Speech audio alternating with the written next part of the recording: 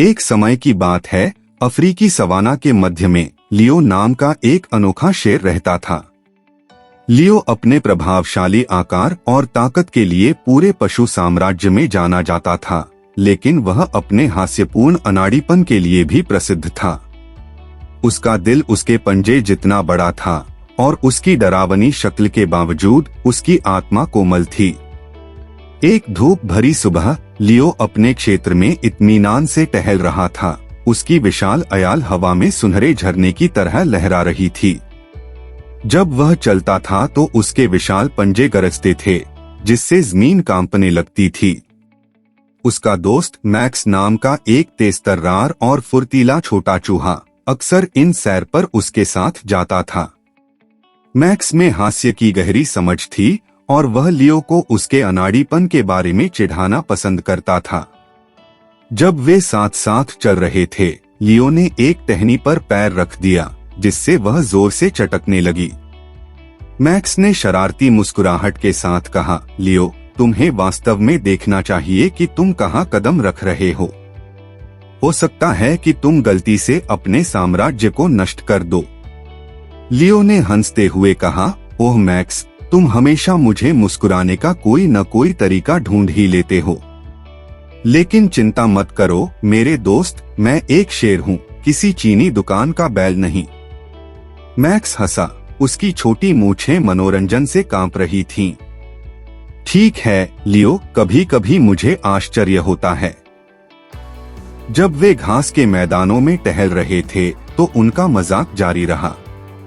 अचानक उन्होंने दूर से मदद के लिए आने वाली हल्की सी चीख सुनी। लियो के तेज कान खड़े हो गए और उसकी आंखें चौड़ी हो गईं। बिना किसी हिचकिचाहट के वह एक शक्तिशाली दौड़ में भाग गया। उसके विशाल पंजे पृथ्वी पर टकरा रहे थे।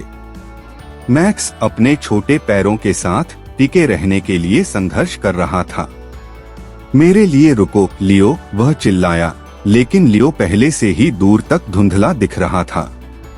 जब लियो चीख के स्रोत पर पहुंचा तो उसने एक युवा मृग को कांटेदार झाड़ी में फंसा पाया, जिसका पैर कांटेदार शाखाओं में उलझा हुआ था। मृग भयभीत और दर्द में था, भागने में असमर्थ था। लियो का दिल उस बेचारे प्राणी पर आ गया और उसने सावधानी से कांटों को सुलझाना शुरू कर दिया। कभी कभी एक तेज कांटा उसके अपने पंजे में चुभ जाता था और वह कांपने लगता था। अनंत काल की तरह लगने के बाद लियो मृग को मुक्त करने में कामयाब रहा, जो कृतज्ञता पूर्वक लंगड़ाते हुए चला गया। लियो का विशाल शरीर अब कांटों की खरोंचों से ढक गया था, लेकिन उसे कोई फर्क नहीं पड़ा।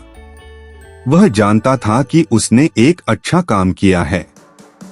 मैक्स ने आखिरकार जोर से हांफते हुए लियो को पकड़ लिया। वाह लियो, आप वास्तव में दयालुता के राजा हैं। लेकिन आप ऐसे दिखते हैं जैसे आप किसी झाड़फूंक से गुजरे हों। लियो ने मुस्कुराते हुए कहा, ठीक है, तुम्हें पता है मैक्स, कभी कभी एक राजा भी कांटेदार स्थिति से बच नहीं सकता है। दोनों दोस्त खूब हंसे और लियो ने सावधानी से अपने घायल पंजे को चाटा। तभी मैक्स की नजर लियो की जीभ में लगे कांटों पर पड़ी।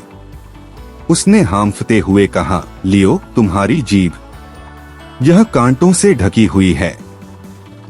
लियो ने बोलने की कोशिश की, लेकिन उसकी जीभ बहुत दर्दनाक थी। उसने विनती भरी निगाहों से मैक्स की ओर देखा। मैक्स एक साधन संपन्न चूहा होने के नाते कुछ पानी लाया और सावधानी से लियो को अपना मुंह धोने में मदद की। एक एक करके कांटों को हटा दिया।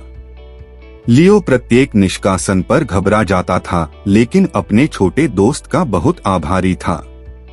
एक बार जब लियो की जीभ कांटों से मुक्त हो गई तो उसने फुसफुसाकर कहा, मैक्स, तुम सिर्फ हास्य के राजा नहीं हो, तुम मदद के भी राजा हो।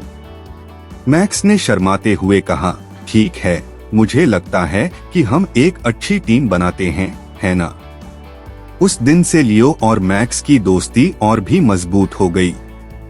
लियो सवाना का सौम्य दानव बना रहा और मैक्स तेजतर्रार चूहा लियो को हंसाने के लिए हमेशा वहां मौजूद रहता था, तब भी जब वह एक या दो टहनियों पर कदम रखता था। और इसलिए अफ्रीकी सवाना के मध्य में शेर और चूहे ने साबित कर दिया कि कभी कभी सबसे असंभावित दोस्ती सबसे असाधारण रोमांच और हार्दिक हंसी का कारण बन सकती है।